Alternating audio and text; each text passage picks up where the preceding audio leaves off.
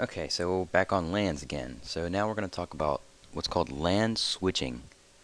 Uh, Basically, in a LAN, you normally have either a switch or a hub doing all the work.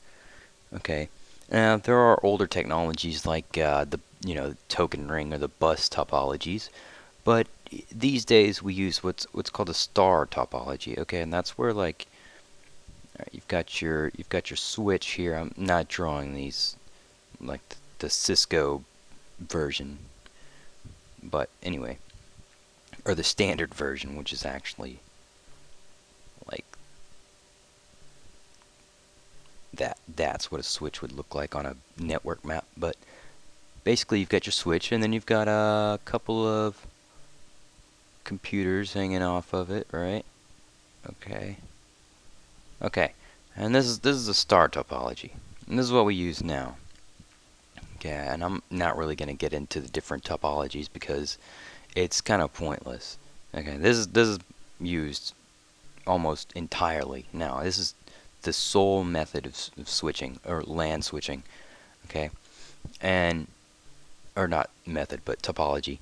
And this is a logical topology as well as a physical. And what that means is, you've got logically, this is how the traffic flows. Okay, and whenever you use a hub, it looks more like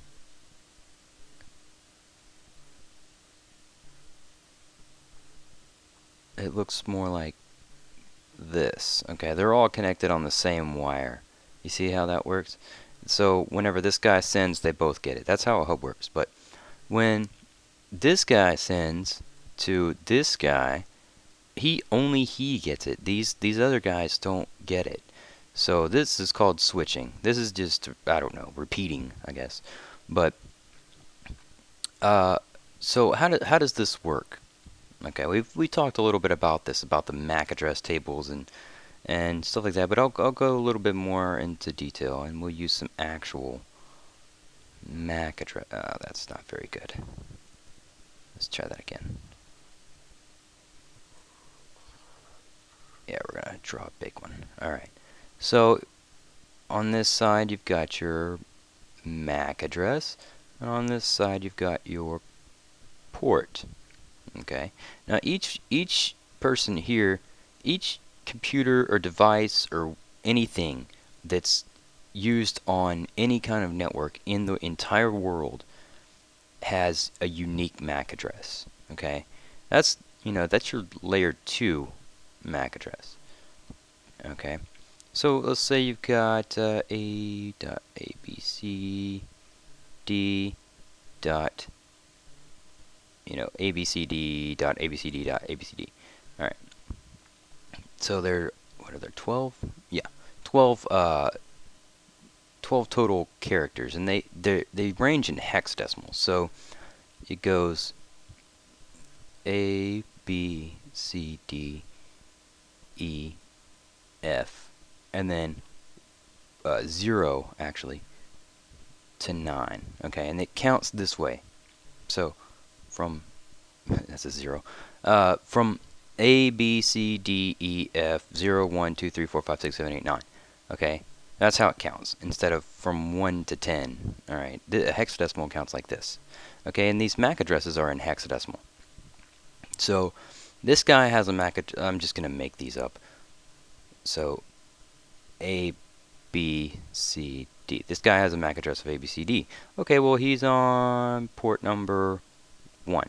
Okay, now how does the switch know this? Okay, whenever you plug this in, it's going to, especially if it's an IP address, it's going to send a discovery basically for it's either its gateway or just a broadcast discovery, and this switch will listen to this frame. It's called a frame, Ethernet or layer 2 PDU, primary data unit. It's called a frame, okay, because it's not encapsulated in layer 3 data or a layer 3 header. That would be, or it's not encapsulated. It's not a layer 3 PDU, okay? Layer 3 PDU is a packet. I'm sure you've all heard that before. But this guy's like, okay, I need to get something. So the switch listens into this frame, okay, and in this frame, okay, we've got a header, and we've got a trailer. Okay, this trailer is only for errors. I'm not gonna spell that, errors. Okay, and it's only for error checking. So it has, it takes this whole piece here. This is the data. Okay, and it takes this whole piece from here over to here and runs a mathematical calculation and gets a number, and it puts that in the trailer so that when the next person receives that, they can calculate what it's supposed to look like from that number. They reverse the calculation and check it to make sure it doesn't have any errors. Okay, because errors can occur along these lines here. Okay, but we don't, that's bad. We don't want that. Alright, so, and this here, alright, has a few pieces of information. It's got, you know, source address, alright, destination address, alright, protocol. What else does it have? Well, let's just leave it at that for right now. Source address, destination address, and protocol. And there are a couple of other things like different types of traffic management pieces in here. But I'm not going to get into that.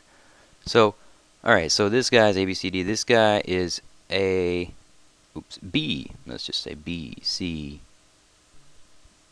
C, D. Alright, so B, C, C, D. Okay, and what port is he on? He's on port 2. Alright, and this guy is A, C, C, D. A, C, C, D. And he's on, let's say, port 3.